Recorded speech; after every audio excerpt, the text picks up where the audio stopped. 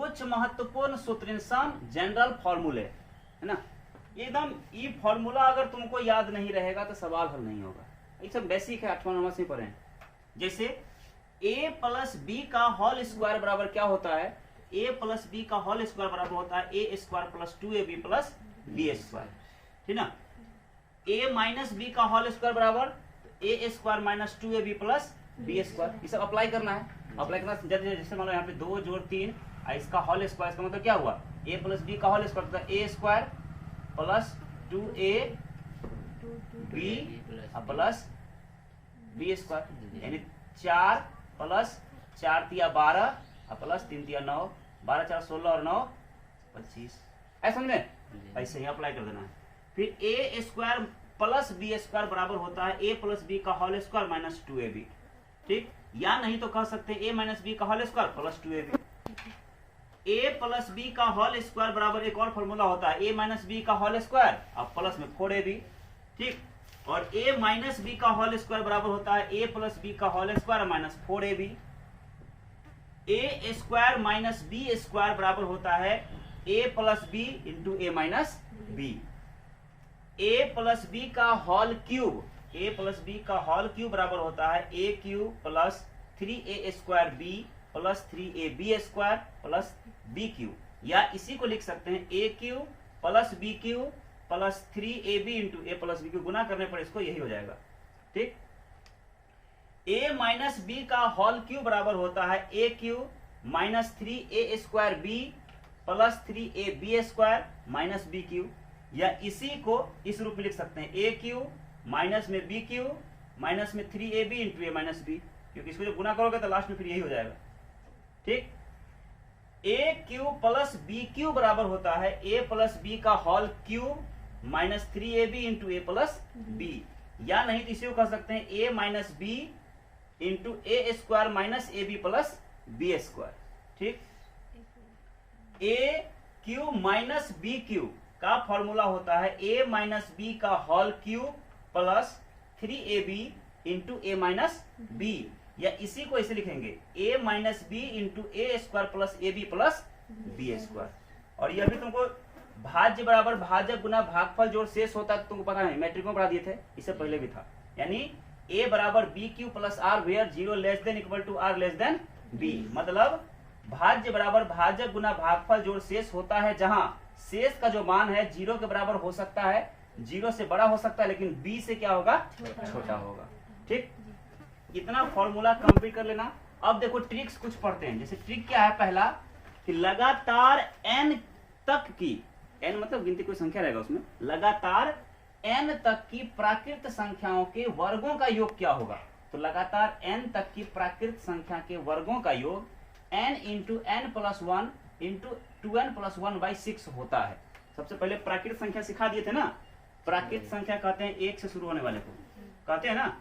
देखो जैसे मान लो यहाँ पे 1 से शुरू हो रहा है, लगातार है, 1 का वर्ग, 2 का वर्ग, 3 का वर्ग, 4 का वर्ग, 5 का वर्ग, 6 का वर्ग, डॉट डॉट लास्ट में 10 का वर्ग, जहां तक रहेगा, ठीक है ना। तो सबका योग पूछ रहा है ना, यानी लगातार n तक, n का मतलब 10 हो गया यहाँ पे। अगर 15 तक रहता तो n का मान 15 होता, 50 होता तो n का मान 50 होता, ठीक। लगातार n तक की प्राकृत संख्या के वर्गों का योग क्या होगा। तो फॉर्मूला था n into n plus 1 into 2n plus 1/6। तो n का मान कितना है यहाँ पे 10, 13 नहीं 10, हाँ। तो 10 n का मान हो गया, कोष्ट n का मान 10 जोड़ 1 और फिर कोष्ट 2n, तो 2 और n का मान 10 प्लस 1/6, यानी 10 तो रह गया। 10 1 11, 10 गुना 20 और 1 21/6, तो 5 गुना 10 3 गुना 6, 3 1 3 3 7 21, यानी 5 गुना 11 गुना 7 1, 5 गुना 11 7, सब गुना करो 385, आंसर हो गया।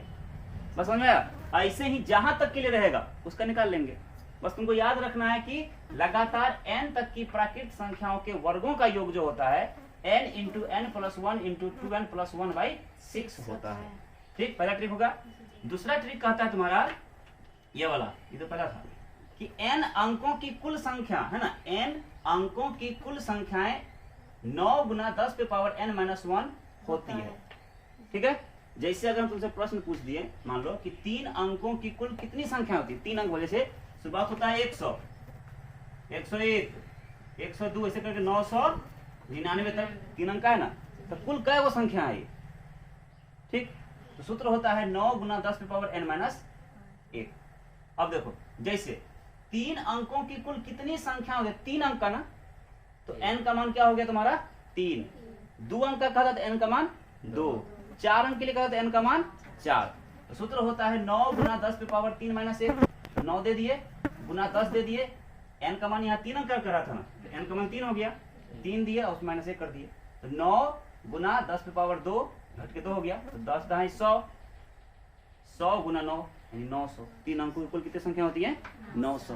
जैसे अगर पानो 2 अंक का पूछता तो क्या हो जाता, 2 अंक के लिए कहता तो 9 गुना 10 की पावर 2 माइनस 1 यानी 9 गुना 10 की पावर 1 यानी 9 गुना 10 90 को होता है ना। बात समझ आया। अगर 1 अंक के लिए कहा था तो 9 गुना 10 की पावर 1 माइनस 1 यानी 9 गुना 10 की पावर 0 मतलब 1, 9 गुना 1 यानी कितना, देखो 9 होता है ना 1 अंक वाला होता है ना, वही है। अब देखो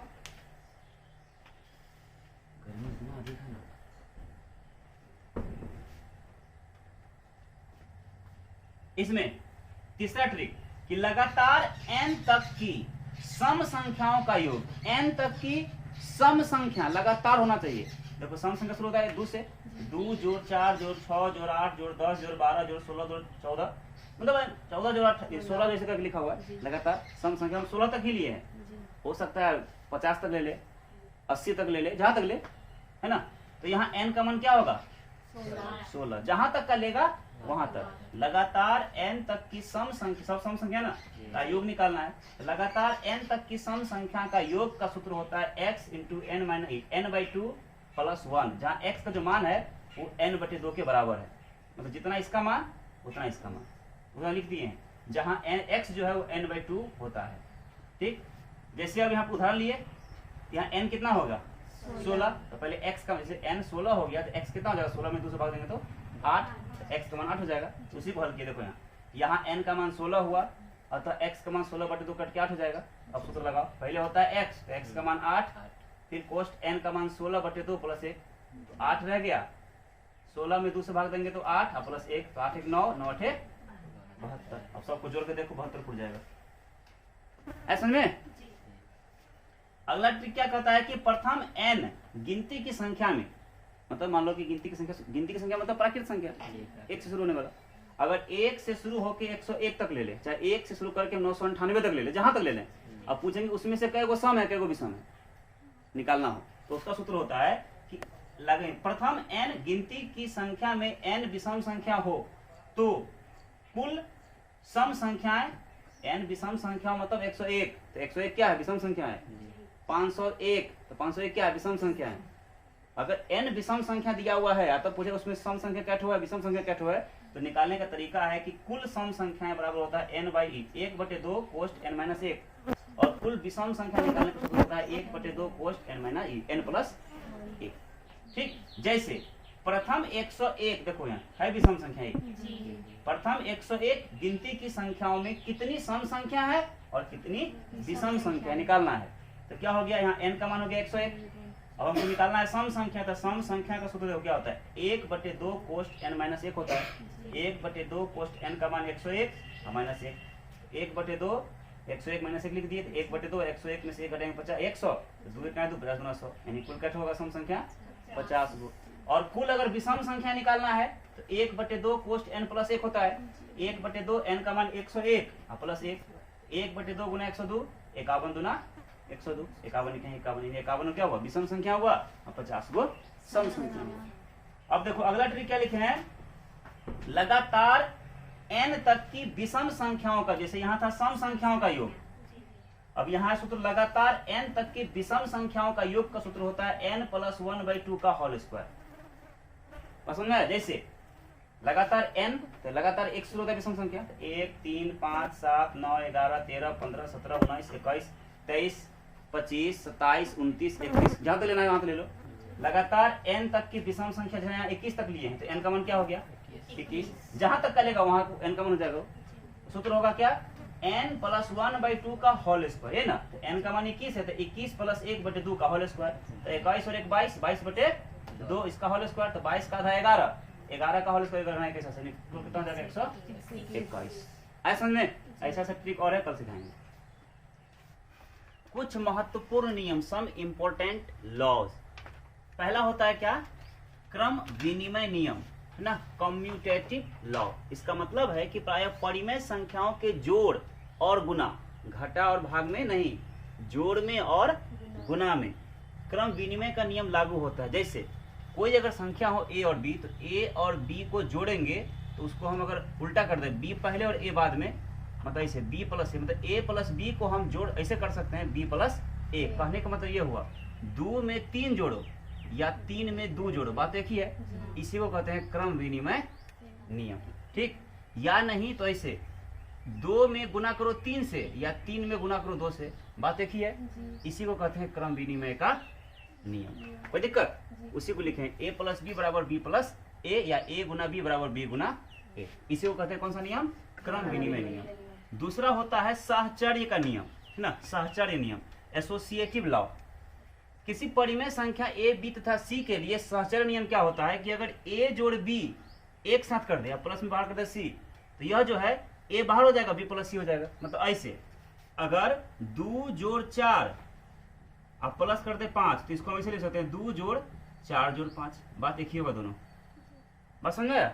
इसी को कहते हैं कौन सा नियम, साहचर्य नियम, ठीक। या a Guna b Guna c बराबर कर सकते हैं a Guna b plus b Guna c, ठीक।